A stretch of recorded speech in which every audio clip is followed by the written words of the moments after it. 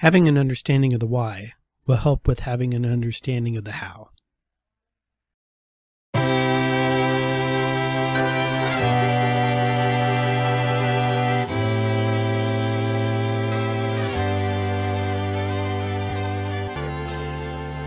You know, one of the problems with being me is anytime even anything remotely sounds like a line from a song, it gets stuck in my head. Hi there. My name is Ray Dawson. I'm the Associate Broker and Residential Sales Manager for ProStar Realty. This is the Unnamed Real Estate Podcast, episode 97. Getting close to the big century mark here. And we're continuing on. Hope everybody's having a good week. It is December the 8th right now, and I am recording in the afternoon to get this thing up there by 5 o'clock, as I've been doing every Thursday night. And real quick question for you guys, if you could leave a comment in the comments below, that'd be great. Do you actually follow the 5 o'clock deadline like religiously? How many of you guys have subscribed and hit that little bell notification so you know that it's coming on at 5 o'clock? Or is this something that just pops up when it pops up on your screen? I like doing the 5 o'clock deadline and everything like that because it sets a little, checkpoint in my life where I can make sure I'm always getting this out. But I do have some technical problems on the back end, making sure that when I release this at 5, I actually have to go home because I'm usually get this thing uploaded by 5, and I get home by about 5 o'clock. I'm either on the road or whatever, and I forget to share this on Facebook. And I can tell by looking at the metrics and everything that if I share it for Facebook, more people watch it. And but I forget. And I'm lazy. And usually by then there's food in front of me, or I'm dealing with the 5 o'clock phone calls from clients who get off work and decide they want to call me then, and they're trying to get in before the 6 o'clock phone calls, which are the people who have gotten home just eaten dinner. And now that they're done and relaxed, now they think they're going to call Ray. So I'm starting to wonder if that deadline thing is really, really working out well for me. I could share these things before YouTube puts it out there, but as you can see on some of the earlier episodes, when you do that, Facebook actually looks at YouTube and grabs your screenshot to use as the image on Facebook. And if you haven't if it's not there yet because you have that scheduled, it's not going to show anything at all. And nobody clicks on just some random link on Facebook that pops up. They want to see the pretty picture of what they think they're going to get. So I'm starting to wonder if maybe I should just hit, okay, send it out. It's Thursday afternoon. I'm done. Send it and then share it to Facebook. And then I could time it on Facebook. So these are the thoughts I've been having as we go through business planning for next year, which we are going to cover after the numbers and news. So real estate in Phoenix has hit the doldrums. We've been talking that for a couple weeks now. Reports are constantly coming in that it's us, not just us, but it's also national.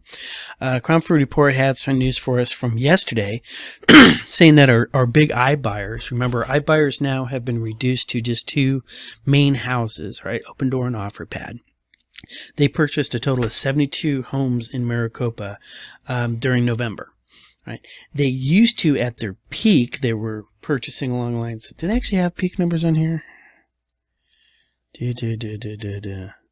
Nope, just that their numbers are down across the board from the previous one. But at the peak, there were a major purchasing power here as sellers who did not want to go through the hassles of cleaning their houses up, getting them ready to showing them, having a bunch of strange people came through, decided to take the discount rate and go with OfferPad and Open Door.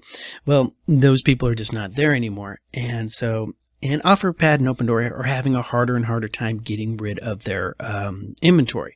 There's a joke that went around and said they're no longer iBuyers, they're iSellers. And there's still a lot of information out there getting spread around that, especially OfferPad. It was Open Door is offering some pretty serious discounts if you know how to ask for them when you're making an offer on an Open Door house. They're definitely trying to liquidate their inventory, and there are no buyers out there. Institutional investors, and these generally are the people who are like picking up a house and turn it around and turn it into a rental.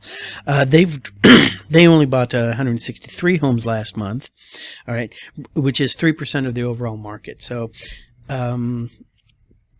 a year ago in November, okay, they purchased 656 or 659 back in November of 2021. So at that point, they were 6.3% of the market share. Now they're only 3%. I know if you're trying to do the math and then remember your overall amount of houses transacting are actually also shrunk too. So that's why those numbers might not be working in your head just right. We also see rents are going down. This is a third month of rent decline. All right, they've been down 7% in the last 3 months. This is another probably reason why the institutional investors are getting a little leery of purchasing, because you only want to buy a house to rent out if you can rent it for more than you bought it for. And I've had this conversation a lot. It's like, it's like every landlord out there should not be losing money on their house. If they're losing money on their house that they're renting out to people, they need to call me. And we will discuss either getting your rents better in that place, even with the reducing market, or you just finance that sucker wrong and it's time to get rid of it. So either way, call me. We'll work something out. So what else is going on along these lines? Comfort report has stopped falling, and we're going to see that when we cover the numbers. And they're bouncing between 88 and 89%, which is slightly ticking into a buyer's market, but just thus. And we're going to see those as we continue on the numbers.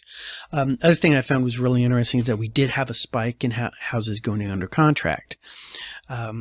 Spike in this current time is completely different from what we would have called a spike a year ago, but we did transition up.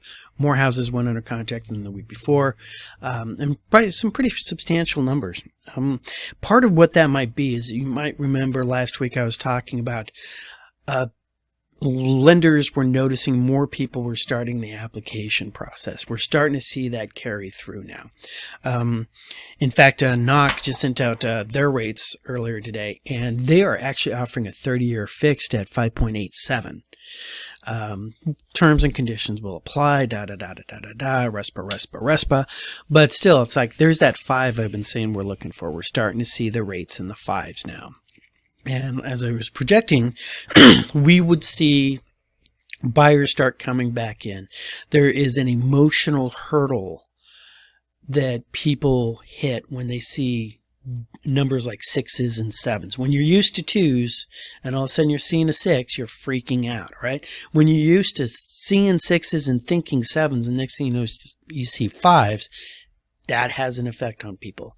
Even though a year ago, a 5 would have sent somebody screaming into the woods saying, no, I'm not going to do that. Now you see a 5 and it's like, oh, wow, a 5's not so bad, even though it's only about $150 a month difference on your average loan.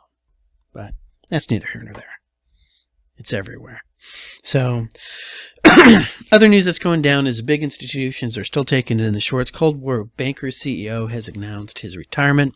Continuing on with all these other big places that it's like the command staff has just decided it's time to get to the last chopper and leave the troops there on the fire base as the perimeter collapses.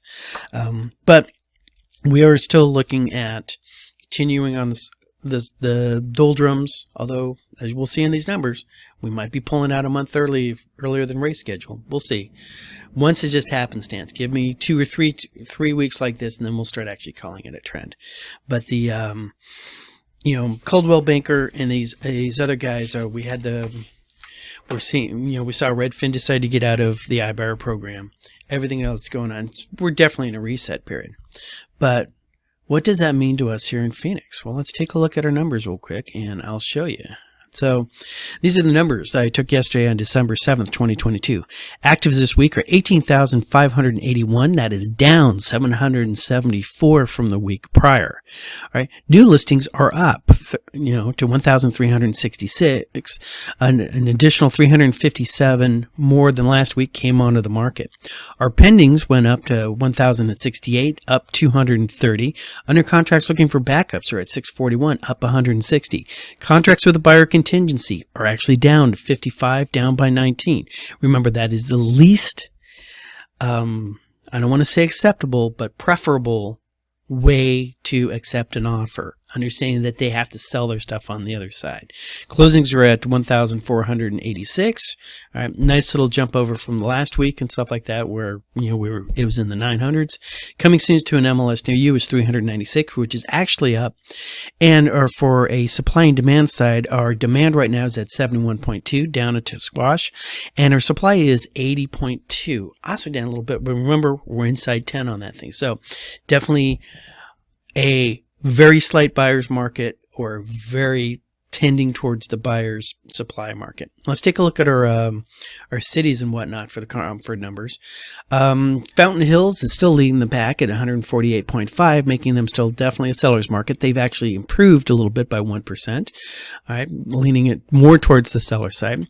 Scottsdale trended down by 8%, but they're at 115.2, almost balanced on Scottsdale. Cave Creek is the next one at 108.7, puts them up 7% from last week.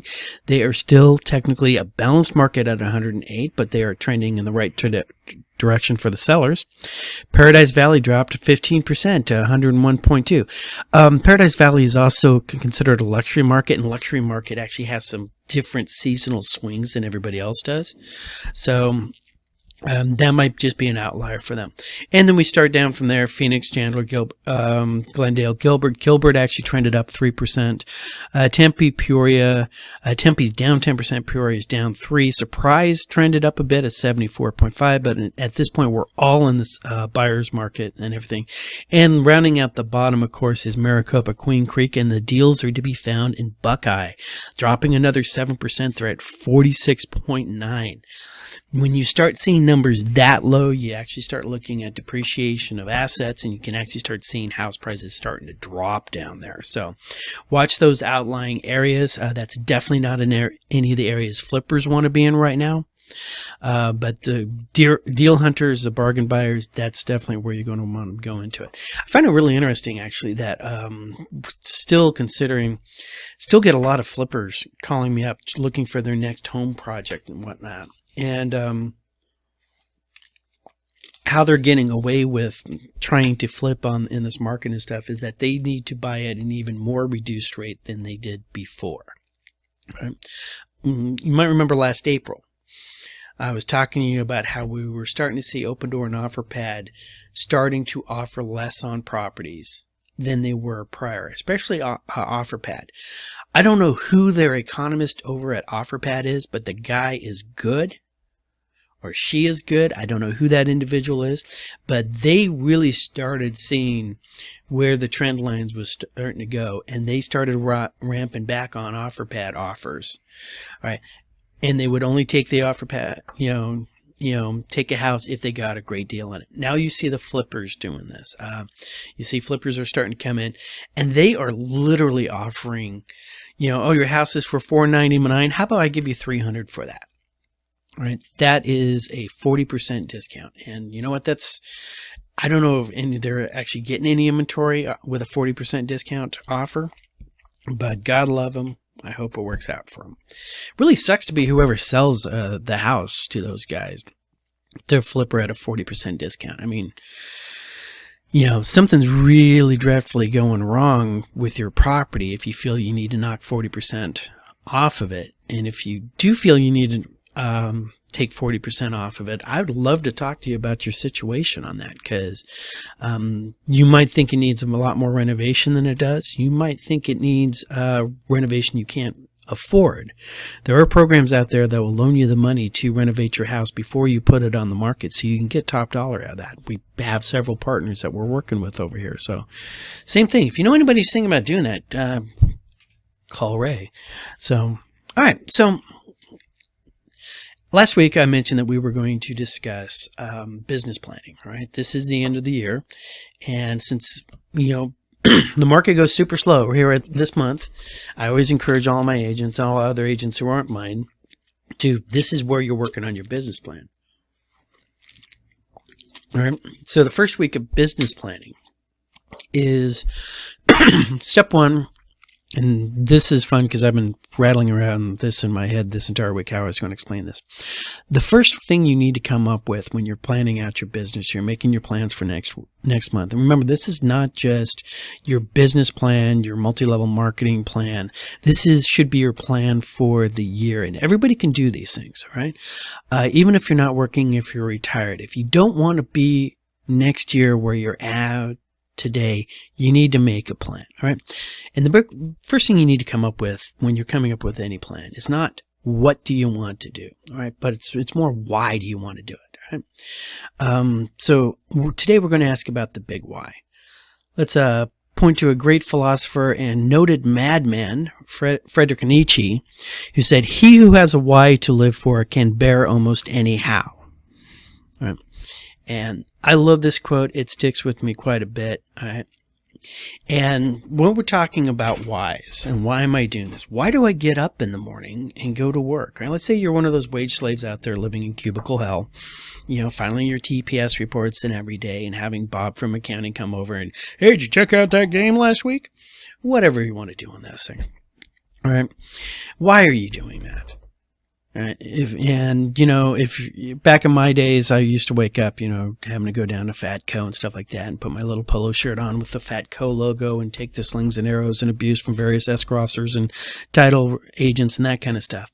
Why am I doing this? All right. All right. And it could be as simple as for the money, for the glory, for whatever it is. All right. But you need to work on ultimately what is your first big why in any project. Some people who have kids, it's like, I'm doing this so my kids can have a better life than I did. That's a great example of a why. It could be, I want to make a mark on the world. All right. So whatever you think your why is going to be. And I really encourage everybody out there. All right. Here we are sitting here. It's the 8th of December. All right, let's not wait until New Year's Eve and make some drunken resolution to, I'm going to hook up with Christina Hendricks by the end of this year. Notable goal. Great goal, all right? But why do you want to do that? All right, look in yourself, look in your soul, look into the deep, dark tea time of the soul at 2 o'clock in the morning as you're staring at the ceiling. You can go and ask yourself why. Right. And then next week, once we're done with, figuring out the whys, we're going to take it to the next step. All right. All right. What are we going to do? All right. And we'll diagnose that more next week. So, and that pretty much does it for me. I am done this week. We will continue on next week. Thank you very much for watching. All right. Work your circles. Watch the water. All right. Have a great weekend. And see you guys next week.